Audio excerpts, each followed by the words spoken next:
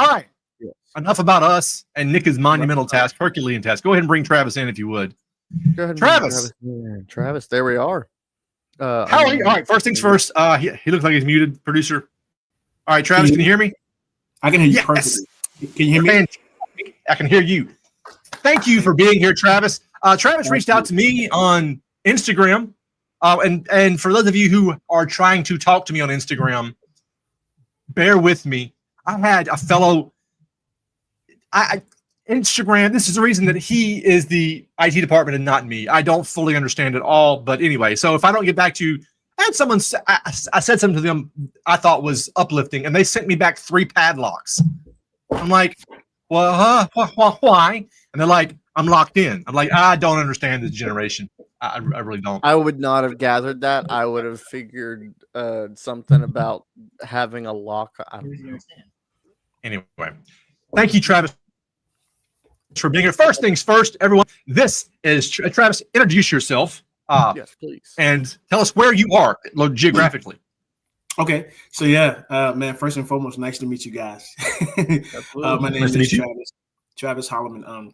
I am currently located in Virginia on the East Coast. Okay, actually, the southeastern part of Virginia, kind of the 757 area is what it's known as, by the beach, the ocean. It's really nice out here, guys. Really, really good. Oh, okay.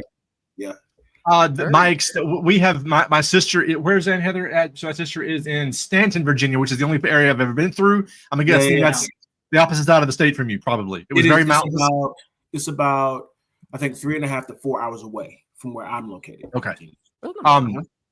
So Travis and I met on Instagram, which sounds like the beginning of a Hallmark movie. But reached out to me and started talking. So Travis, just give us a little quick. You said you gave me a quick bio, but go ahead and tell folks a lot about who you are and what brought you here. So, so I am a lover of all things Jesus. I mean, I absolutely am smitten over him. I'm a minister. I'm a licensed minister. And I am an entrepreneur, very much so. I'm a barber, a licensed barber, a really good one. Really, really, really good one. And I use that as an avenue also to be. Yeah, man, people come from all over. That's really where I found my niche as far as like being an entrepreneur. Like I enjoyed working for myself. And I really like that. I really like working for myself. And so, yeah, man, I do that full time, even now while trading. I do that full time now to supply, to meet the needs for my family. I love ministering to people. I use that platform in barbering to minister to people. While you have a captive audience, don't you? Yeah. Oh my gosh. At least for 30 minutes, 35 to 40 minutes, they're mine. They are mine. You're like, sit still. Yeah. And don't lose and listen. It's really good because it allows me I got to cut my teeth as far as like being able to talk to people and hear people's stories from all over. And you know what I found out that people were really frustrated with their jobs and things of that nature. And it really made me grateful for my profession. I was like, man, people are kind of held captive by, the clock having to be, just having to be at work. I mean, they really want to enjoy life, but you hear those stories when they come through, when they come and sit in my chair. Mine is like a private suite shop. It's not more so. I did my time, so to speak, in the open barbershop, kind of like everybody's coming through. Mine is appointment based. You have to make an appointment with me to see me. And so it's really private, one-on-one. But yeah, it's good. I'm a husband. I have been married for 12 and a half years. Been with my wife we've known each other for about 17 years. And I have 2 beautiful children. I'm actually celebrating my daughter's birthday today. And so, shout out to Abigail. She's so sweet. Well, thank you for taking time away from her for us. Thank you. Oh yeah, man. Like, sorry, sweetie, I gotta go talk to some random people on the internet. She is a champion for me learning what I've been learning about trading. So she's totally okay with it. And we made a point to spend some time with her today. So she's okay. She's good. But yeah, I got 2 boys, Manasseh and Zion, and then Abigail is my daughter. And yeah, man, we do discipleship ministry. We do some house churches and things like that, and it's really going good. We love the discipleship process, and I have found out, and I guess in the past few years, that my space is the entrepreneurial space. I am a minister, but it's more a minister in the marketplace. I love all things talking business. Yeah, man. So yeah, that's a little synopsis. You know what I mean, of who I am and what I'm about. Yeah. Heard. You said you do discipleship ministry. Is there any specific age range you do? No, well, I mean, Or age range you kind of like speak more to, I guess I would say. So I will say this: I can talk to youth, but it's primarily those who are a little bit more seasoned who have questions about the faith. So I guess I wouldn't say an age range, as it is more so where they are in their walk with the Lord. It depends on where they are. If they're a bit more seasoned, I love that. I love that because I found that people, after being in the church, I am in the church. I found that people will be there 20, 30 years and still not know how to express their faith. Still not know the basics. And they'll tell you, hey, I'm praying, but I just don't know why God, all the things that you hear. And I love being able to reason with them in the scriptures. So that's primarily what we do. Just helping people grow up in Christ, man. Like we are expected to grow up. So yeah. I have a random question. You said you had 2 boys. Do your 2 boys get along with one another? They do. They do. Really? Yeah. Really? Do not. Yeah, they do. Yeah, mine do now. Mine do not. You said they don't now. Oh, they are blessed to be. They're blessed to be states apart. They're 2 separate states apart, and that's the way they like it. Anyhow, the general consensus is if that we agree, then we need to call for some support. Yeah, but you love each other. You don't hate It's just you don't get along with everything. So I have 10 siblings, so I know how that is. How many? 10. You have 10 siblings. 10. Yeah, okay. I'm good with just a 1. Bless your mother's heart. Well, it's more so my mom and my dad, they weren't married. And so they had children. I was raised in the household with my mother and her husband, my stepfather, but my dad. So I have siblings on my mom's side that I'm really close with. Okay. I'm the oldest on my father's side. So it's a bit split up, but we're all aware of each other. We know who we are. We're pretty much close. Okay. So, yeah. So let me ask you this: how long have you been in the entrepreneurial space, specifically with barbering and entrepreneuring in general? By the way, my father was he wouldn't have said entrepreneur; he would have said self-employed, because he said that there is a fine line between self-employed and unemployed, and sometimes it's day to day. So, what was your entrepreneur? I'm sorry, it kind of broke up a little bit. You said, what was an entrepreneur? What was it? What was your entrepreneur journey like to get to where you are now? So, when me and my wife got married, I think I was 24. I'm 36 now, 24. And I remember, just working like odd jobs.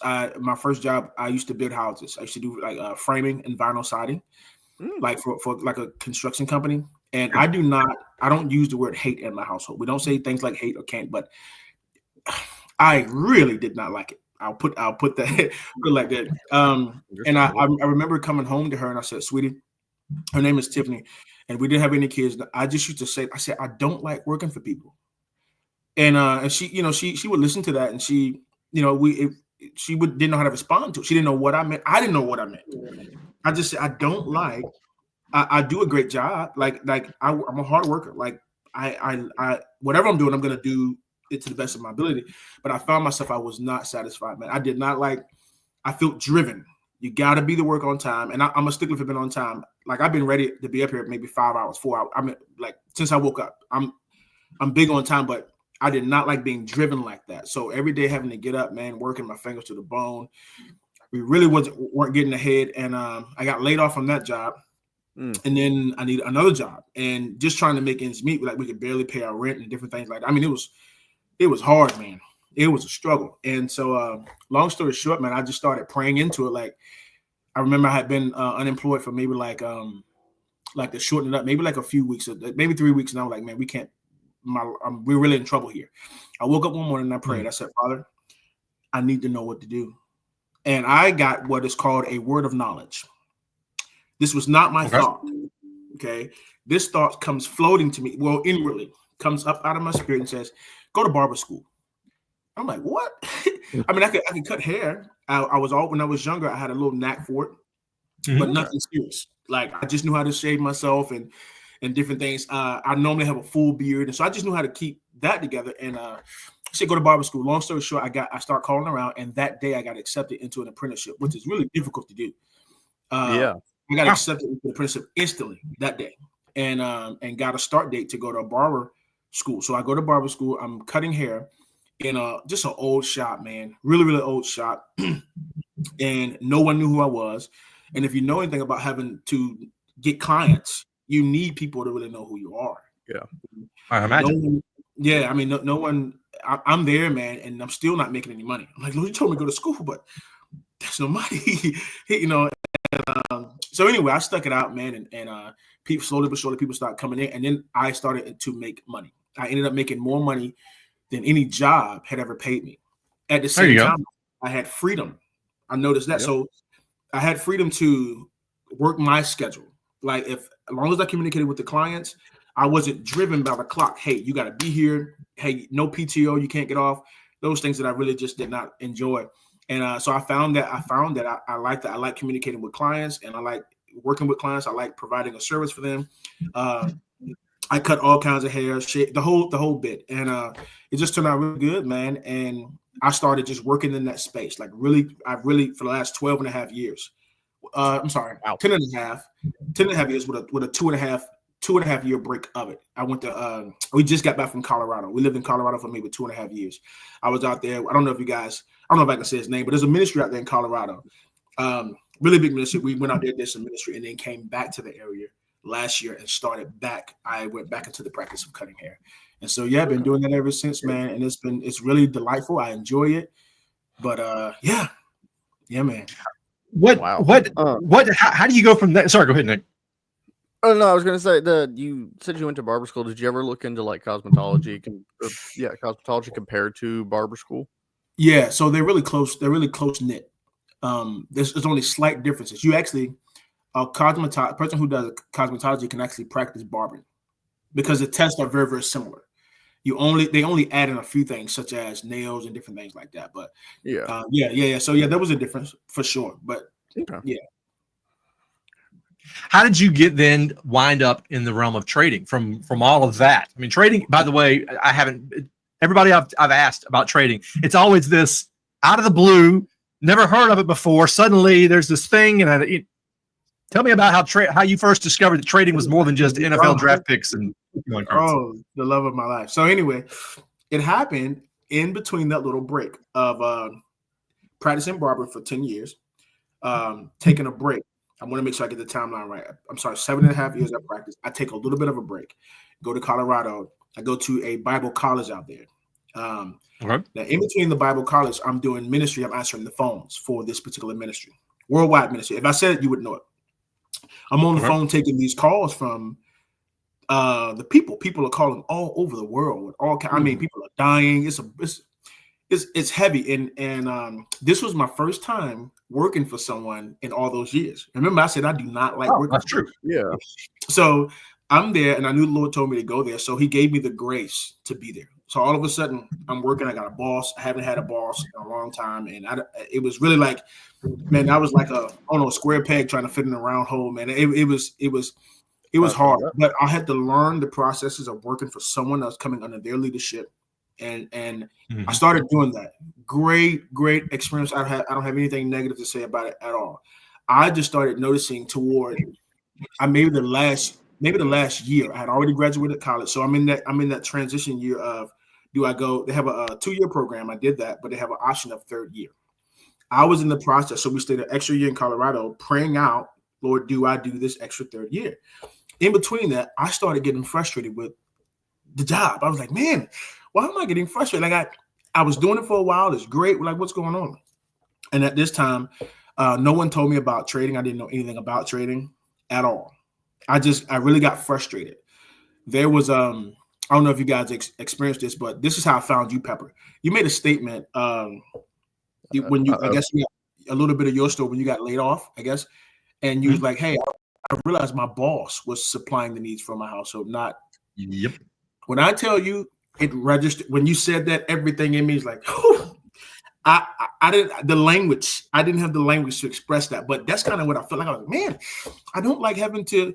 I saw this pyramid thing going on where people claw at each other just to get to the top, and the promotional ladder and different things of that nature.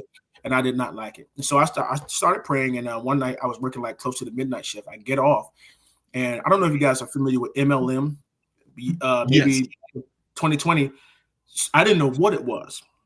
Let me just say that I didn't know what that was, but someone tried to get me into it. I was in it maybe for a month, and I was like, "Oh, this is no." I didn't even We've know. probably all been approached by the Amway person in our lives at some point. The Man, what? Amway, multi-level marketing. yes, that's. Is that But just like a fancy word for a pyramid scheme? it's kind of like that. It's I guess you would call it that. Yeah. Well, it's a pyramid framework. Let's call it that. Let's throw the word scheme out so it'll get canceled on YouTube. Yes, right.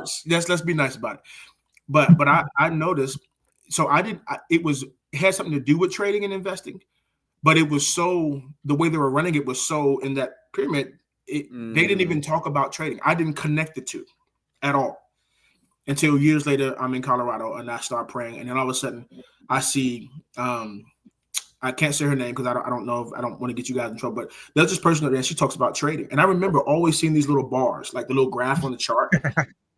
And I mean, I was seeing them everywhere. Now I wasn't looking up trading. You know, if you start looking up trading, the algorithm will kind of send stuff away. This wasn't that because I wasn't looking it up. And so all of a sudden it's just coming up, it's popping up before me. And I remember saying maybe midnight, man, really frustrated. I got passed over for the promotion. I was the longest standing person on the floor at this particular ministry job. I should have been the person to get the promotion. And I did not get it. And I remember like, man, why am I upset about it? I'm so hurt. Why? I don't even feel like this. I remember I was carnal. I was like, man, I don't even like working for people. And I saw that and I said, man, I could learn that. I remember dealing with those emotions and seeing the chart. And I said, I could learn that.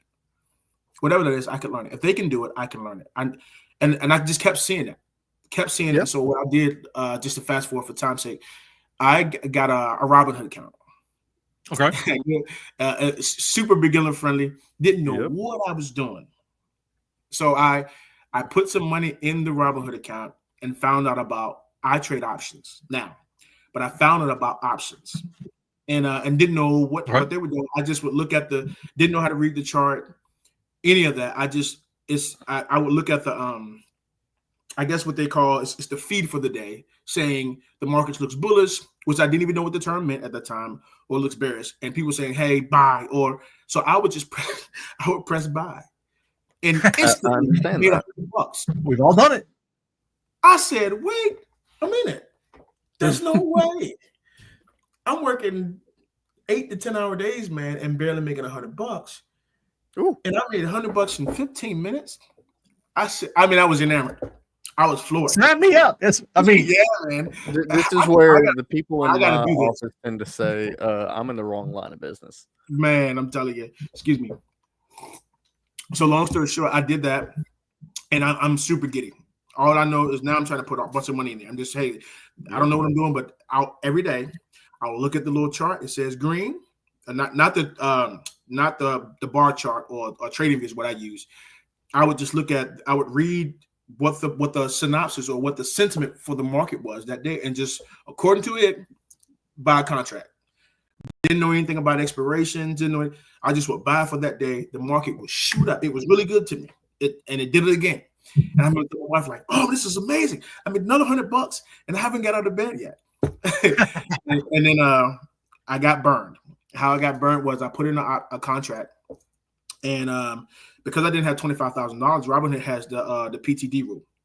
Yep. So yeah, pattern day trader, by the way. Yes. Nick. Okay. Thank you. Which is not a Robinhood rule. It is a U.S. government law that makes no sense, but we're not going down that road right now. For those of you out there who are wondering, if you have less than $25,000 in your account, you can make only 3 day trades per week. Why? Because government. Anyway. And so what happened with that was I ended up I bought a contract for LUV, which is Southwest Airlines. I buy that and then it shoots up. Same thing, not reading the chart. The market just goes with me that day. And I make, I don't know, something like $150. And I went to go and try to press it to stop it, to cancel the contract, get out and get my money.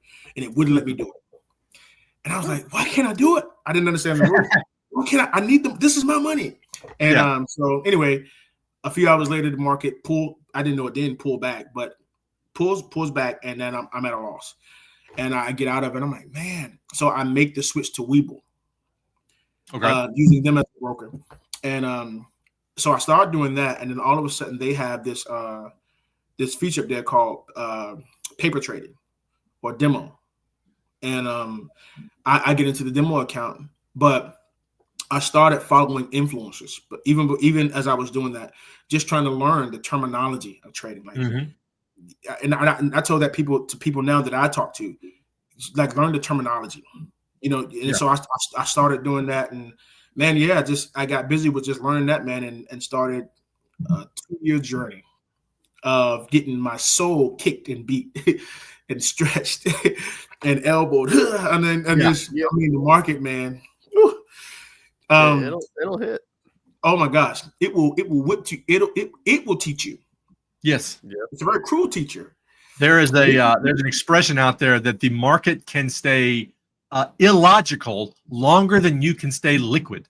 Oh my gosh. In other words, you're like, why is it being so crazy? It doesn't matter. All that matters is how much money do you have to endure this. But anyway, so you was there any particular? I'm just very curious. Any particular reason you started with options? I mean, most people, when I would say, well, where did you get started? It's always, well, I started day trading stocks. I think they have a better marketing department in the day trade. But anyway, you're one of the few that I've run across that started out with options. What was it about?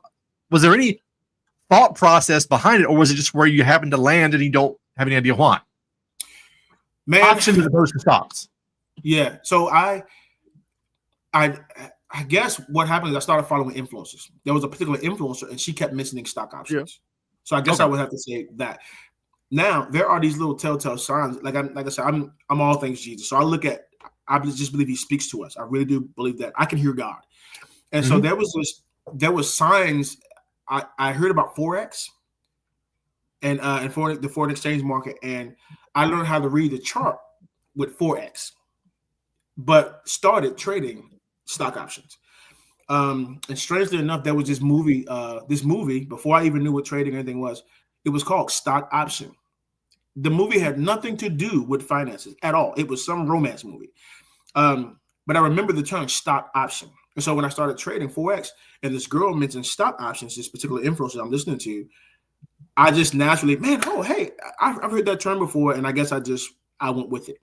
And it was really easy. Like I wouldn't say easy, but I understood how to buy a contract, how to press buy, how to press sell, how to get out of a contract. And it just was it was so quick. The money was so quick that I hook, line, and sinker. So I messed with Forex for a little bit, but it was just too slow. Like the charts were, but you had to be up 3 a.m. I mean, it just didn't work with my lifestyle. You know what I mean? Yeah, that's fair. Yeah. The irony from where that name copyright does not come from. What now? Forrest. Yeah. Oh yeah. The man who ran all the way across the country. Ah, gotcha. That's the influencers that you were following. Let me ask you, how much, I hate to even use the term, how much influence did they have? Were you just following, like they said go, so I'm going to go, or was it okay? I'm sort of trying to learn from these people and figuring it out on my own, kind of a thing. The latter, for sure. Oh. I was trying to, so I wasn't paying for courses or anything like that. But she was a Christian, she's a believer, and so that's what caught me first and foremost, because I really was warring inwardly. Is this biblical? Can I do this? Is it okay? And so I remember typing in Christian traders, something like that, something along those lines. And she popped up, and she was so in love with the Lord, and I was like, man, I can learn from her. And so I just started to put the pieces. She had these like free courses where you could, you know what I mean? Like she would tell you what a contract is, how to get around Robinhood, how to make an account, here's how you buy your first trade. Here's what the strike price means. Here's what. And I made it a point to learn the terminology. She just happened to be the influencer that was giving it for free, and she loved the Lord. And so that's really how I gravitated. I don't even follow her anymore. I never bought one of her courses. Her courses were like $8,000 to get in her course. I didn't have that, and I was like, "Thank you, I'm great. I appreciate it. I learned as much as I could." And Nick, we need to raise our prices. Yeah, apparently so. Holy cow! I think we need to raise our prices. Yeah, $8,000. Okay. Yeah, $8,000 to get in their course. Yep. And so yeah, I had I stayed with her for I think maybe 6 months, and she never met her, never anything. I made it a point to learn the terminology, so that when a person says something, I remember thinking those lines, learn what they mean, so that they don't talk over my head, and that's what I did. I just committed myself to that alone, and it took me really far, like to the point where like I learned a lot before I bought my first course. I actually knew quite a bit. I could tell someone, hey, and then I made it a point. I wouldn't say a master at all, but I became really proficient at reading the charts. Like I'm really dying. And that was from watching her, for sure. Understandable, yeah. Am I still there? Sorry about that. Yeah. I think I'm Yes, frozen. Can you hear me? Oh, Am I still good? No, it's me. It's for everybody watching. We have Starlink here, and we have trees overhead. So if Satellite goes out of range, Nick will be in charge of the Nick will be in charge of the thing. Travis, Okay. Producers. Go ahead, Nick. How from someone in case you don't know, I am 22. So from someone my age, okay, you talked about your first experience was with options. Do you have any correlation of options to maybe something in how am I trying to say this? I apologize. so do you have any advice for someone who would be my age going, okay, I'm coming out of college here.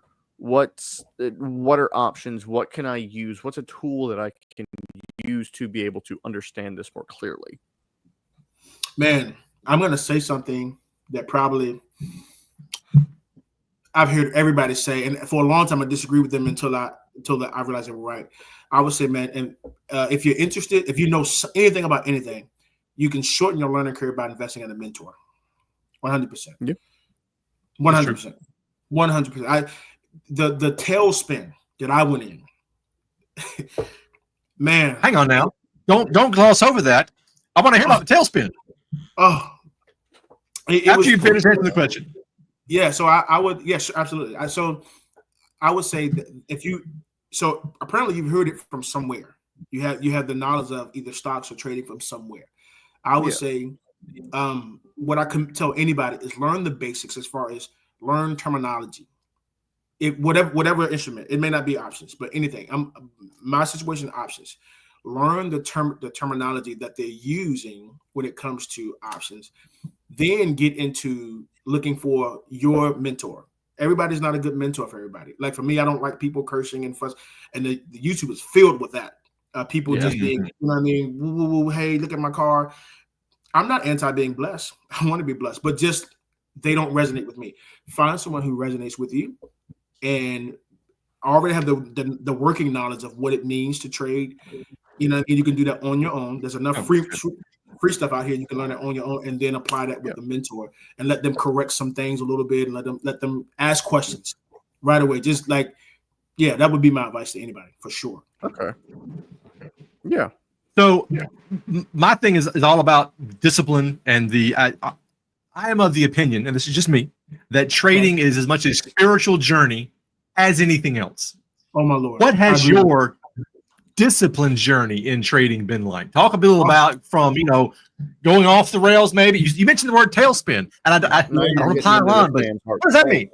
Yeah, man. So just to take it back. So when I said I got burned, I got into the Southwest contract and couldn't get out.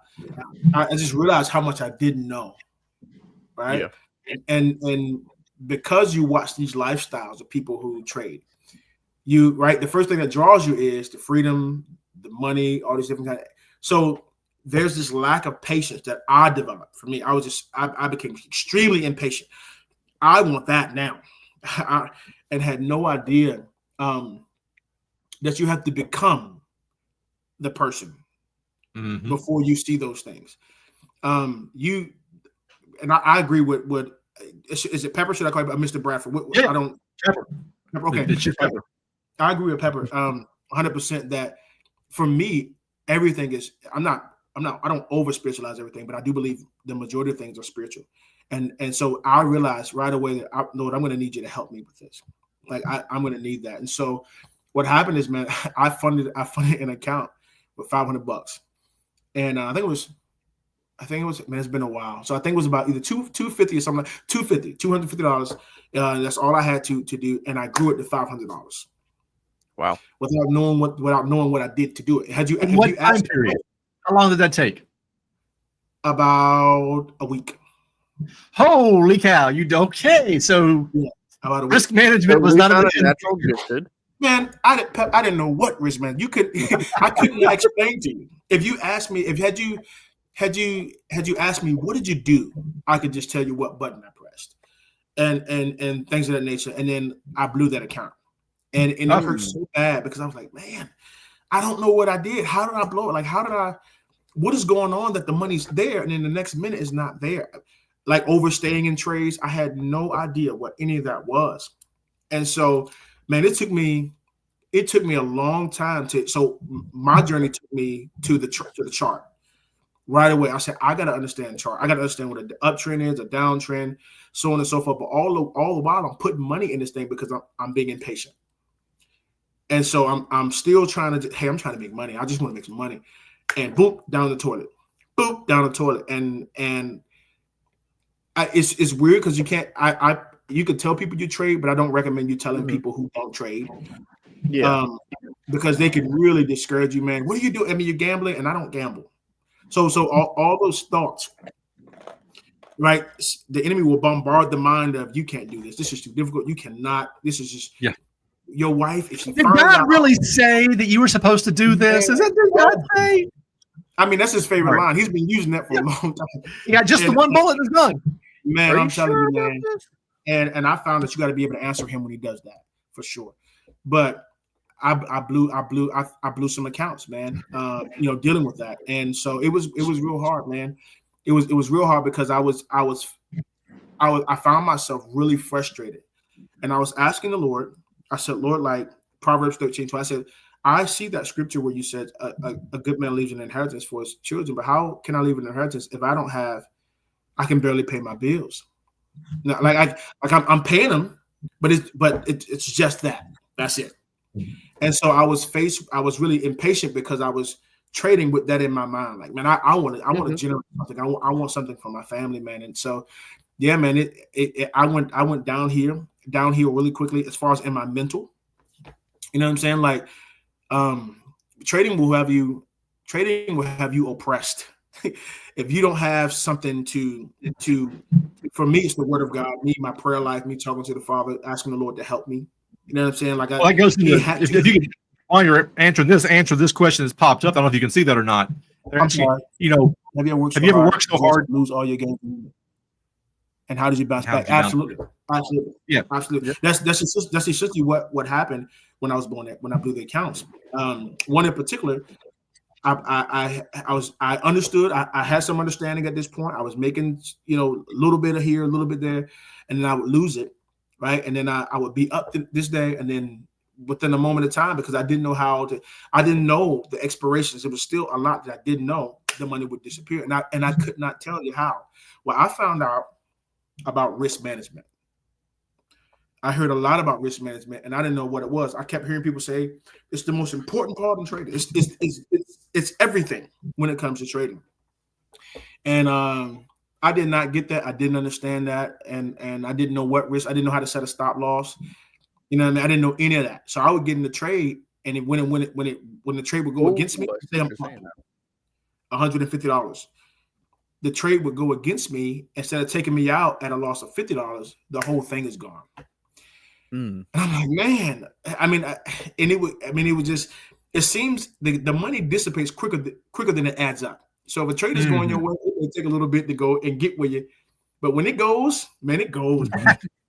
There's an expression that says it takes the stairs up and the elevator down. Oh, I agree for sure. So yeah, I have.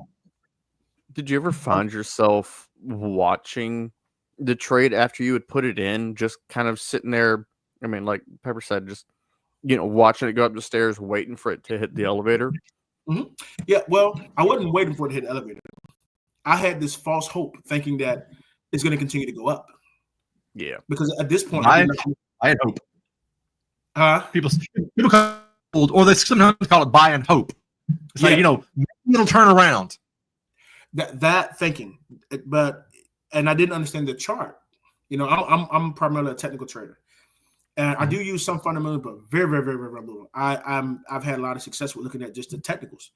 But at this point, at this age, at this point when I was blowing accounts, like really just going through it, and I'm still on my journey. Like it's an ever increasing journey. I am a lot closer now than when I've ever been. So I'm pretty good now. But I'm saying like it's a ever expanding thing.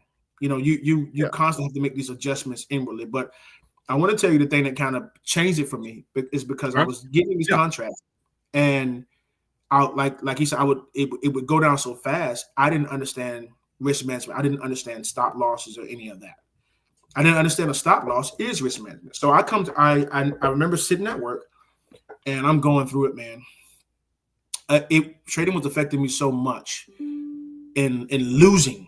So just losing, that feeling of in life, you can push and internalize that. Man, it feels so personal. It really does. It feels Why like can't I be smart enough?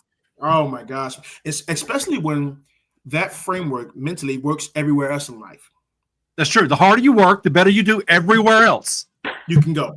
You can kill it as a barber. If you just work hard enough, you'll make it.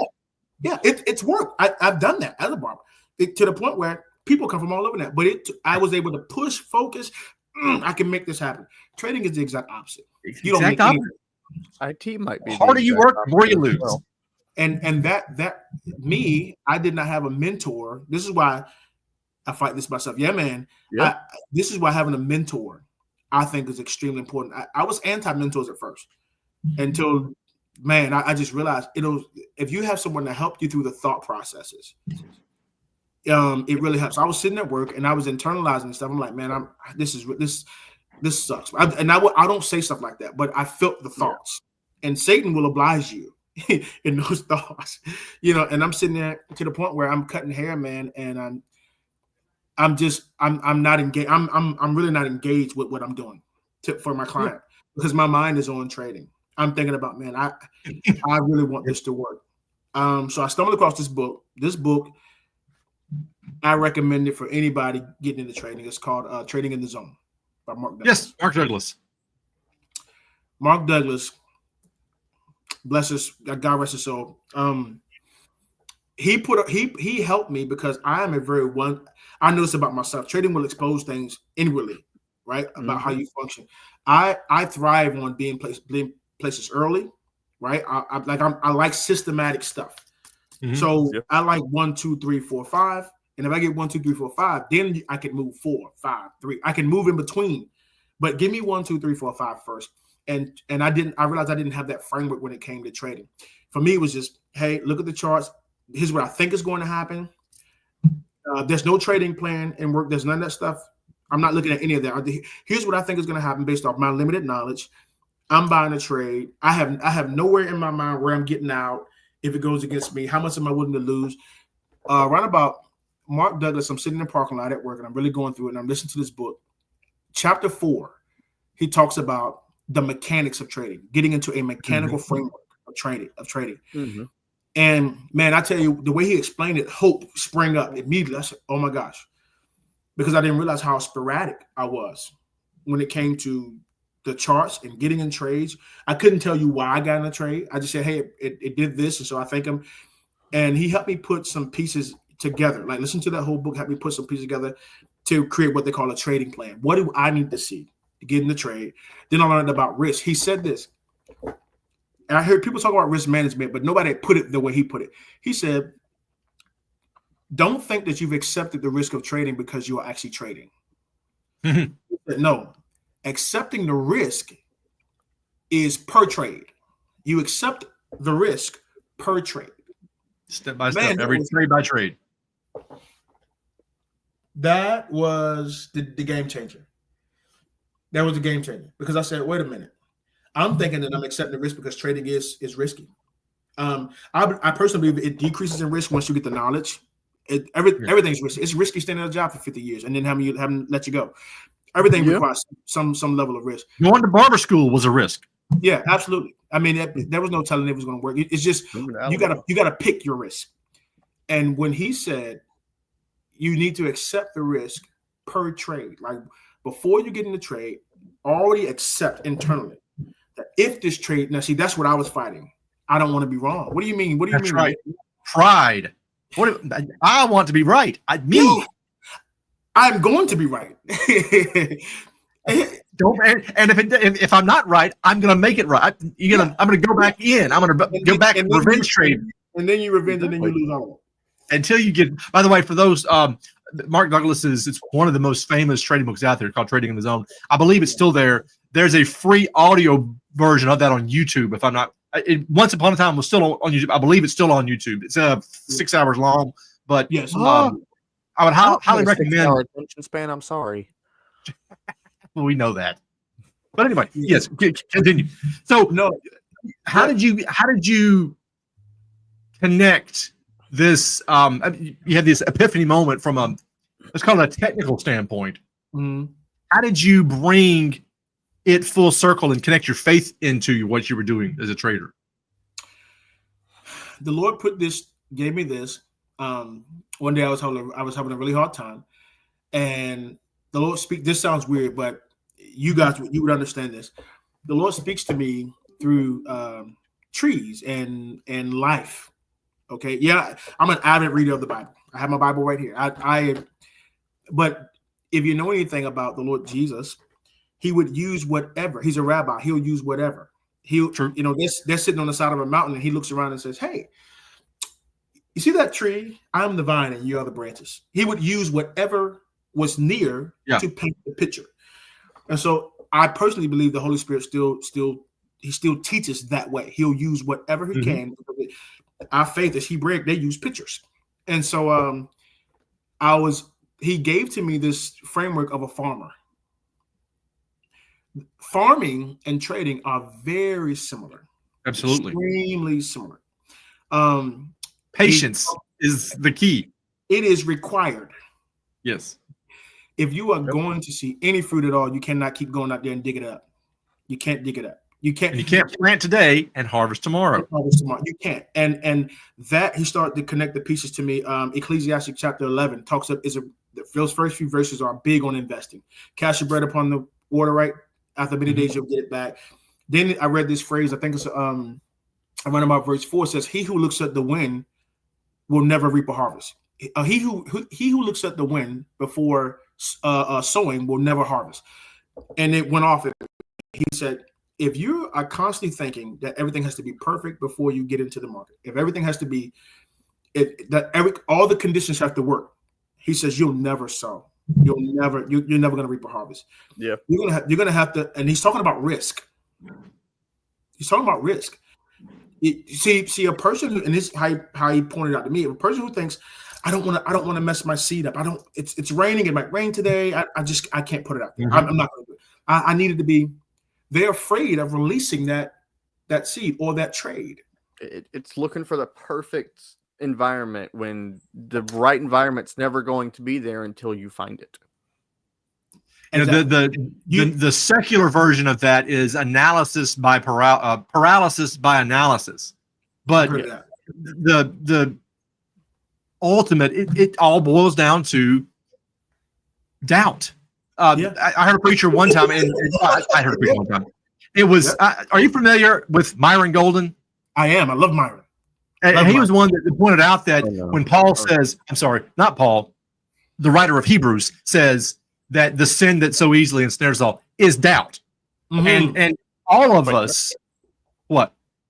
Paul. I thought Paul was the writer of Hebrews. No one technically knows who wrote Hebrews. Sounds like him though.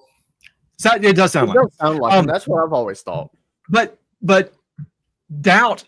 There are certain things in trading that are universal. We all overtrade at the beginning. We all blow accounts. We all do these same things. We all doubt. We all come to, I'm imagining you probably did as well. We all come to that moment. It's like, I don't know what I'm doing. I'm just going to quit. Why am I doing this to myself? Sure. But doubt is the thing that's whispering in your ear that says, you don't know what you're doing. Just sit on the sidelines. Just quit. Just don't. Just sit there. Don't step out of the boat. And to me, that's why I say it all the time that the Bible is the world's best trading manual, because Come as on, you man. said, you can find so many things So in good. there that So are good. so applicable Come to on, bro. trading. Come on, Matter of man. fact, next week I'm redoing. So my very first video on YouTube was so bad. Yes, I'm redoing. It was like death by PowerPoint. Anyway, it's Finally. trading in the Bible. So I'm redoing it. Long story short, the actual Greek word in Luke is about trading. But anyway, Matthew too. I think so. we were talking about how you were tying these again. You mentioned Ecclesiastes. I interrupted you with a long rant. Sorry about that. Go ahead.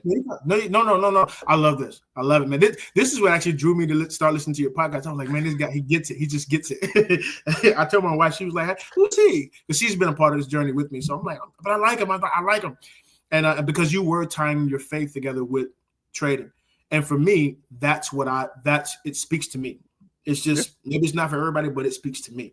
And so anyway, I started seeing that scripture in Ecclesiastes 11 when he talks about, hey, he who doesn't sow looking at the wind he'll never reap a harvest. They're talking about risk. The word of God is talking about risk, being afraid to release the seed because you don't want it to be a waste. You don't want water to it's so much that has to go right for the seed to work. And he says, if you are afraid to release that seed, you're not going to have a harvest. Never mind you not want to lose, you won't get anything. And then Matthew 25, of course, the parable of the talents, which for me is just a big deal because for a long time I connected that, and there's a minister named Jim Baker. He really brought this home for me. I've heard that story preached about when he said well done, a good and faithful servant. They're preaching about death. He said, but the context is really about money.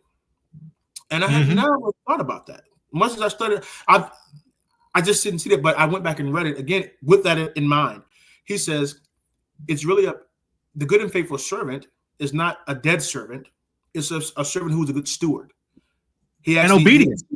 He was obedient, and he was a good steward. Because the one that hid it in the ground is called wicked. Wicked. He was told to go do something, and he did the exact opposite. He was afraid or lazy or whatever. Yeah, fear. His reasoning was fear. Right. He said, I knew that you were a hard man and that you reap where you do not. He actually blamed the master for why he didn't do it. True, he did. I thought of it that way. Yeah, but he actually blamed, hey, I knew. And here's what the Lord showed me. If you knew I was such a hard master, why didn't you let that spur you to go and do it? He said, why didn't you put it in the bank so they can at least make some interest? I don't think that's the excuse you think it is. Right. No, if it is, you should have flipped it and used it to encourage you to go and make something of it. If you knew if you know I reap where I don't sow, why would you not do anything?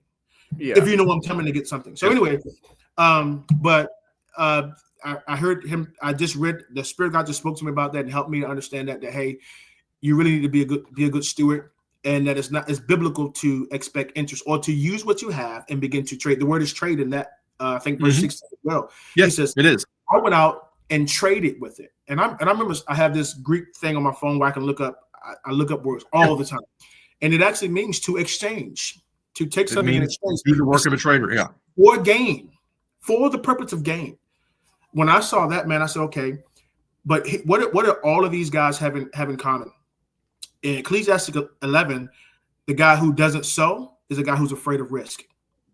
And Matthew 25, the guy with the one, he's afraid of risk. The two guys who actually made something happen were not afraid of risk. So yes, they made a 100% profit. Man, they did great. And if you think about, and this is what I love about Myron, the how much money it was they were invested with. I mean, 10 talents, or in the case of it was 5 talents. A talent is 70 pounds. Yeah.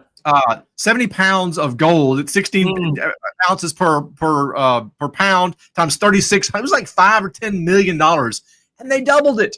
And look, talking about, I'm not going to go off on the rant. There's a YouTube video of it. Almost see it, but I was driving down the road one day and thought, I wonder if there is a biblical.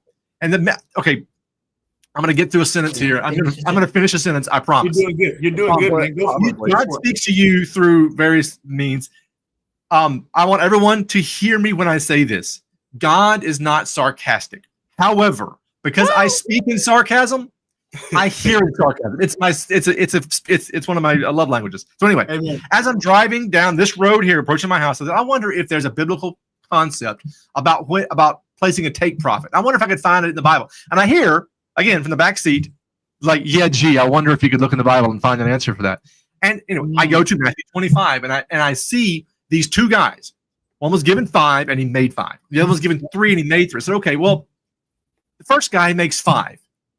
The master comes back and he's made. So maybe it just so happened it was a coincidence that the master happened to show up the very day the guy had 100% return on investment. Maybe that happened. Wow. But the guy who had 3 also doubled it. And so what are the odds that both guys hit 100% return the day the master got back? Very, very, very small. So what does that mean? That means they set out with a goal in mind. My master wants this. So my take profit is going to be this. And when I get there, my risk management says to stop. The owner of my money that I am the steward for says, this is how much money I want. We earned that money and we gave it back to him. And that is, it was like biblical risk management. I have never thought about that. Yeah. And it's because, anyway, wow. There are if you go looking in the Bible for specifics of, I wonder if I can find stop loss. I found, I don't remember at the top of my head, there's a video out there about it, how to place a stop loss on that. But there are so many specific examples for how to do these specific things from the Bible. And they're all, before we run out of time, let me ask you this. Being a barber, being a minister, being a father of 3, all of these require patience and discipline. Yeah, man. To his generation, I want you to speak the necessity of discipline to his generation and to you when you were his age. If you could say, hey, I'm going to hop in a time machine, I'm going to get in the TARDIS, and I'm going to go back to when I was 20. I don't know how old you are currently. You don't have any gray in your beard, so you're probably. I do. I'm 36. It's great down there. Okay. So if you go back in time 14 years and talk to yourself, talk to him and say, hey, now is the time. Start developing this. I suspect discipline is one of those, but speak to that, the discipline journey. I'm not no doubt about it. No. I'm sorry, what you say, Nick? He called me a that. I was offended. Speak to that topic. Yeah, so I would without a doubt say, I want to put this in a way that you can receive this. Yeah. If you get this right, you could be by the time you're 22, by the time you're 32, you could be rich or wealthy, extremely wealthy. Heard. If you get the discipline piece right, if you do something consistently over and over and over, I heard it put this way. There's something called the law of accumulation, right? And I've been thinking about this the other day because it's always at work. The law of accumulation says everything you do counts, whether in the positive or the negative. Everything you do. Now, see, we have in our minds, and I'm guilty of this, thinking if I eat this piece of bread today, it won't matter. I'm not gonna gain weight. I'm deceiving myself, thinking that this piece of bread isn't going to affect me. But if I do that over the next 10 years, man, I'm going to be obese. I'm going to be in trouble. It's something called the law of accumulation. And so, what it's saying is discipline. If you do something consistently over time, consistently over and over and over again, you'll actually get there faster, man. And you could actually be wealthy. And I wish I knew what I knew now. You could open an account on Vanguard. You can buy into indexes alone.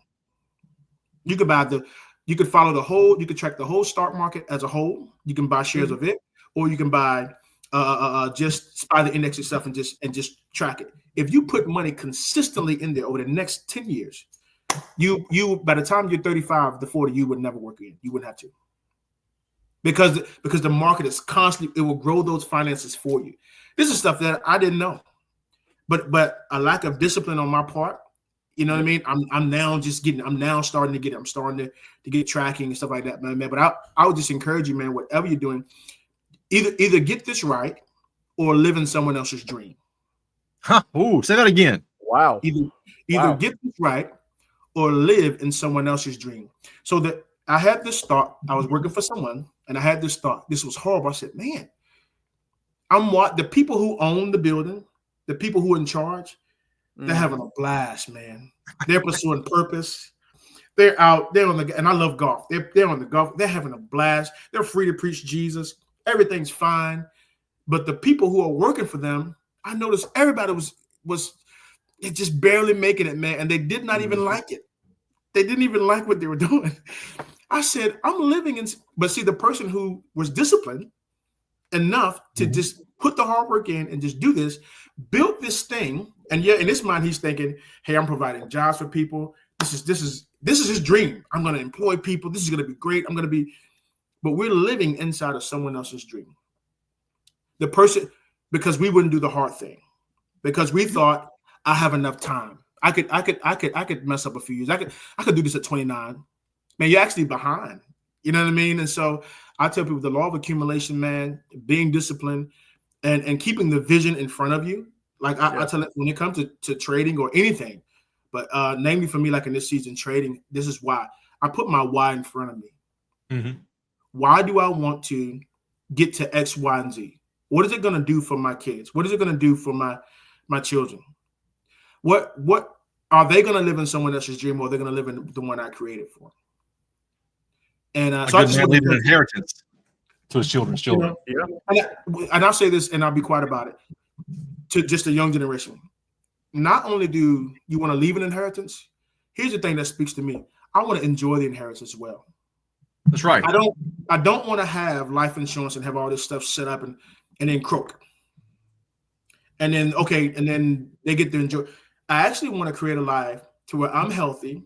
Yes, there's some for them, but I'm healthy as well to be in it with them, to live in it with them. The story of the prodigal son.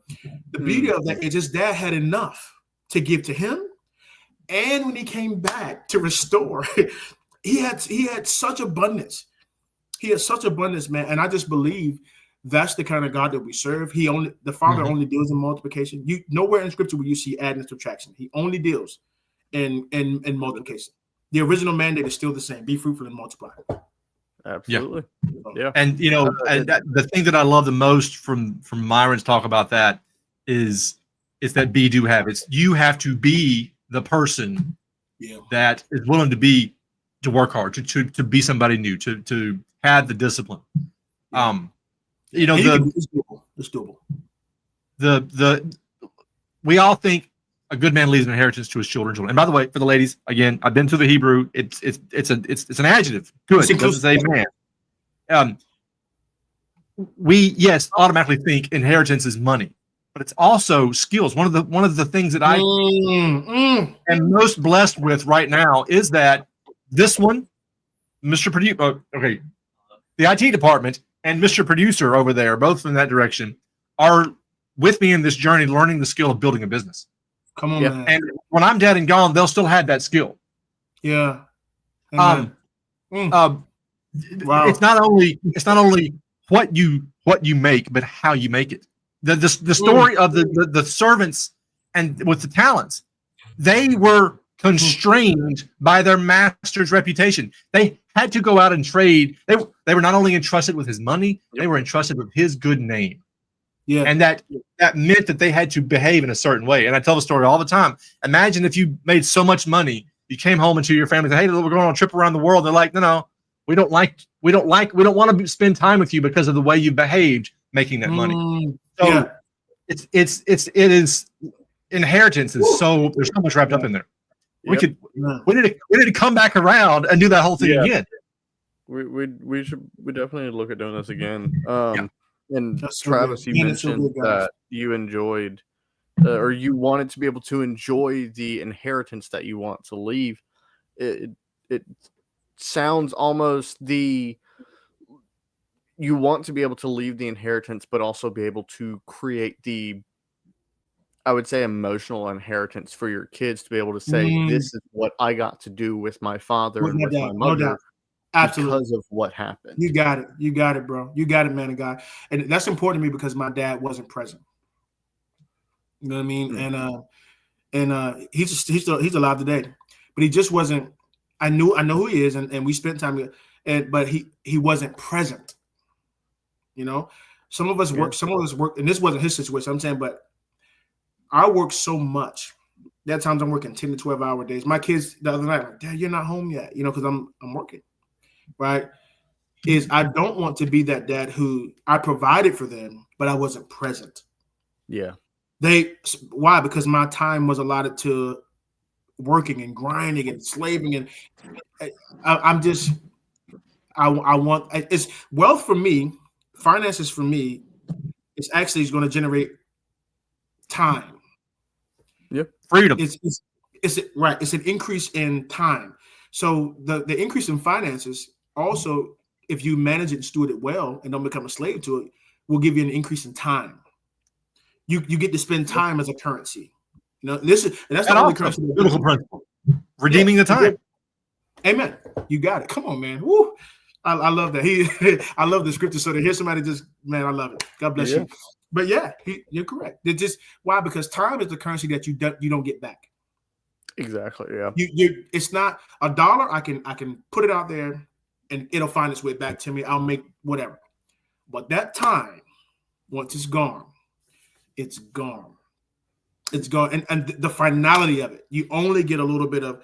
You got enough. You get some in this earth, but you got to divvy it up, man. You got to decide how you're gonna spend that. You got to be a good steward of your time. And for me, I watch people and see people work their work so much. Kids barely see them, but they got an inheritance. They got a trust fund, all that kind of stuff. And then the father's gone, and they got the money, but the kids like, man, yeah, I mean, but I would rather have my dad. So the Lord kind of put it to me.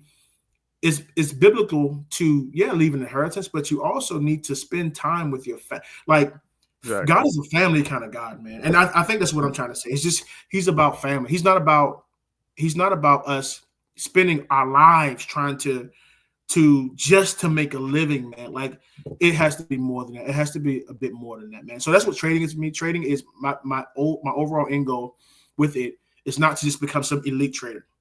I'm going to become a good enough trader, and praise God, I'm well on my way, a good enough trader to be able to have time. If I can make $300 a day, $400 a day, and I don't have to exchange 12 hours to get that, man, that's great, man. What a blessing. Yeah, it is ultimately freedom. I believe that there, and this is a conversation for another day, but there is an element in the American dream of get a good job and get a good house and work for 40 years and retire that has twisted our perception of what we're supposed to be doing with life.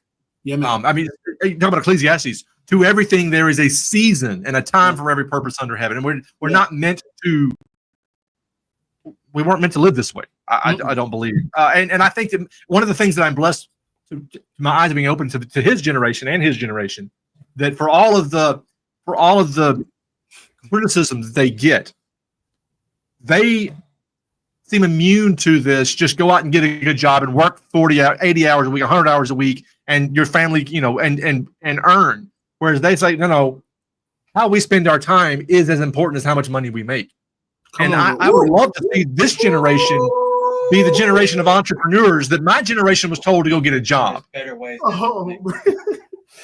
That's right. It's never been easier for their generation to make money and still enjoy life. Whereas my generation, you're right at the beginning, just work harder, right? You want more money? Work harder, work more hours, that kind of a thing. The irony of what I'm about to say, there's more options for my community, for my generation, because we can do, or like me, we can do a day job, and then I can run the website that we have off of my phone. Yeah. I mean, I can do it off of my phone. I can go, okay, let me download Robinhood, get some options thrown out. Let me download Cash App, get some options thrown out. Yeah. There's all these different, ironically again, options for my generation compared to y'all's generation, to where now just work harder. Yeah, we can work harder, or I can also sit here and kind of scroll on my phone and boom. But at the same time, there's no discipline that my generation has. Yeah. I think I'm sorry, go ahead. No, it's just there's no shortcut to becoming the person you need to be. Every single one of us has to go through that. I concur. Yeah. If you let's say you by happenstance, I've seen this happen where a person gets, let's say they get in trading and they do exceptionally well. All of a sudden they're up $5,000-$10,000. Oh my gosh.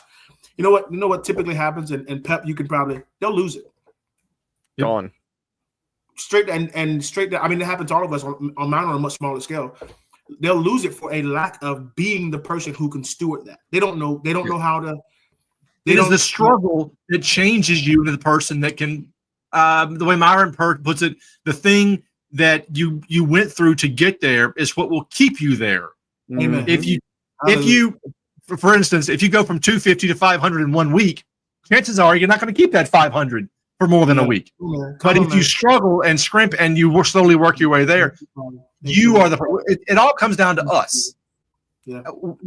And that's the way God intended it. He didn't step into the world for things. He stepped into the world for people and for us to be daily more and more like him. And again, the more we can take this and equate it to everything in life, including trading, the better off we're going to be. Yeah. There's a video coming out this next week, and I make the point that people have told me, well, you can't use the Bible to make you a better, trader. You shouldn't. There's a whole mindset I'm not even going to go into. But we might need to have Travis's opinion on that video. Yeah, absolutely. Any question that starts with, can the Bible make you a better? However you finish that question, the answer is yes. Yes. Johnny says, put your glasses on. The Bible talking about easy money fading Easy away. money fading away. Yeah. I took mine off. And it's in Proverbs also. Yeah. Doing those quickly. Yep. Because it's about us. If we didn't, okay. I'm gonna for those of you who are watching, who object to this, I can't help that. At the end of the day, trading is a spiritual struggle, and if you got the Holy Spirit in your corner, you're going to be better off than if you don't. Let me put it that way. Ooh. Yes, when it comes to, yes, I mean, when it comes to the battles, you got. I mean, you can either put on the full armor of God, or you can go out without any armor on, and you're going to get fired at anyway. I'm not going to go any more on violent anecdotes there because it's YouTube and whatnot. I know, Nick. I know. I'm desperately trying to keep us monetized. It's so rich though to have that perspective, and like I said, honestly, what drew me to your podcast is the fact that I already had that frame of thinking. Yep. But when you in the world of traders, you don't have a lot of people who have this frame of thinking. That I can include the Lord in this, and that Holy Spirit he's actually pretty brilliant. And here's what he told me: I won't rig the markets for you, but I will help you. He's not going to rig the markets for us, but he will help us in being able to recognize what we need to see to become the person that can effectively navigate the markets. And the wild thing is this: when it comes to the fruit of the Spirit, the paradox of that is they only work in situations where they're required. That's true. Yeah. Patience is only required in a situation where there is none, and you need it. And we're not given patience. We're given situations to display patience. Exactly, to stretch and build and form you into the person who can steward this. And I personally believe, I was telling somebody else the other day, the Lord he's into our development. How do I know that? Because he's a father. He's a dad. It's true. And I'm a dad. And if I don't get anything else, I get fatherhood. Because what father among you, if his son asked him for bread, would give him a stone, or asked for a fish, would give him a snake? And I'm a better father than you are. I'm going to give you better gifts than that. Come on, man. But paraphrasing by Pepper. Sorry about that. Bible. No, but that's one of my favorite scriptures, Luke 11. And the Lord used that to show me. He said, if you would do it for yours, he said, how much more? Right. He says, but you're not a better dad now. So yes, I want you to have the thing, prodigal son. Yeah. I want you to have the inheritance. But here's what I know about you. You can't manage that now. The proof is in the pudding. You actually went away for 2 years and you destroyed your life. Yeah. You almost died. Okay. How about if you had stayed under my stewardship, included me in this, and let me help you. Obviously, I'm successful at it. I got an inheritance. I got 2 kids. I got everything. I got everything that you want. I have enough to give to you, right? If we're smart, we would lean to the Father and lean not to our own understanding. Lord, help me. I know you're not going to rid the markets, right? I know you're not doing that, right? But you can help me. You can help me become attentive, disciplined, and that's what helped me become a better trader today. Is I now have the patience to sit on my hands. If my trade setup is not there, and what a blessing to be able to see that, because I remember the days when I'm just pressing buttons. Like as soon as Yes. the market moves, I'm FOMO. I don't want to. Now I'll sit there, man. If it's not there, hey, I'm going. I go cut hair. I'll set my little alerts. Beep, beep, beep, boom, and then if I see my setup, okay, there's my setup. I'm in. I'm able to set it and forget. I got my stop loss. I got my take profit, and periodically I may navigate the trade if I'm not hearing anything. I'm watching it, but overall, I was not this way 2 years ago. I was not this person. I was so sporadic, and to watch how the Father has just taken me and said, "Hey, that patience. Look at you. Let patience have its perfect work, man. You'll be That's mature. right. You'll be complete. You'll lack nothing." And I'm seeing that work in my life and my trading. I'm doing a compound plan now. It's really compound. I risk 2% per trade, but the mathematical equations, over the long haul of time, I'm profiting. And so it allows me to, it fits me, and I become the person who can work with it. And I'm grateful, man. I'm so thankful. Yeah. So. Well, Travis, look, I thank you for, speaking of time, thank you for giving up your daughter's birthday for an hour and 15 minutes. I really appreciate it. We both do. This has been fantastic. I would love to get you back on again. And you name it. You name it. I'm here. You name it. Name it. I got to tell me. Well, thank you for being here. Nick, you want to wrap us up and send us out?